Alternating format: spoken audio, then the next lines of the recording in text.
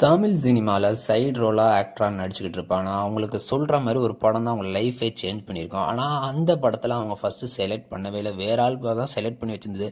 ஆனா, ஒரு சூழ்நிலையினால அந்த ஆக்டர் நடிச்சிருந்தாங்க. அப்படிப்பட்ட ஒரு 3 பேர பத்தி பார்ப்போமா?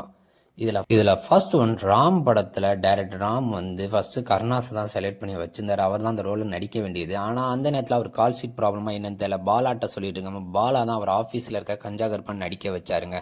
இத நெறைய இன்டர்வியூல ராம் அவர்களே சொல்லியிருக்காங்க. 2வது ஒன் ஏனன்னா, என் ராசாவின் மனசிலே அந்த படத்துல ஃபர்ஸ்ட் ஒன் கவுண்டமணி ரோல வந்து வடிவேல் தான் நடிக்க வேண்டியது. வடிவேல் எப்படியோ வந்து ராஜ்கிரண் ஒரு ஃபங்ஷனுக்கு போகும்போது வடிவேலோட அறிமுகம் கிடைச்சு அவரோட காமெடி எல்லாம் பண்றது புடிச்சு போய் சரின்னு சொல்லி சென்னைக்கு வர சொல்லி அந்த நேரத்துல கவுண்டமணி கால் ஷீட் ப்ராப்ளம் வரும்போது சரின்னு சொல்லி கவுண்டமணி ரோலை வந்து வடிவேலை நடிக்க வச்சிருக்காரு. அப்புறமா கவுண்டமணி நானும் அப்படி சொல்லவே இல்லைன்னு சொல்லி அவர் நடிக்கும்போது இந்த பையனை அனுப்பிட்டா தப்பாயிருன்னு சொல்லிட்டு சின்ன ரோல் கொடுத்துருப்பாரு. இதையும் நிறைய இன்டர்வியூல ராஜ்கிரனே சொல்லியிருப்பாரு. 3வது ஒன்று தனுஷ் நடிச்சிருந்தா 3 படம் தான். அந்த படத்தில் ஃபஸ்ட்டு சிவகார்த்திகேயன் ரோலை வந்து சந்தானம் தான் வந்து பேசி வச்சுருந்தாங்க. அந்த நேரத்தில் வந்து சிம்புக்கும் தனுஷுக்கும் கொஞ்சம் ஃபைட் மாதிரி போயிட்டு இருந்தது. அதனால் வந்து சந்தானம் வந்து அந்த படத்தில் நடிக்க அவாய்ட் பண்ணிட்டாரு.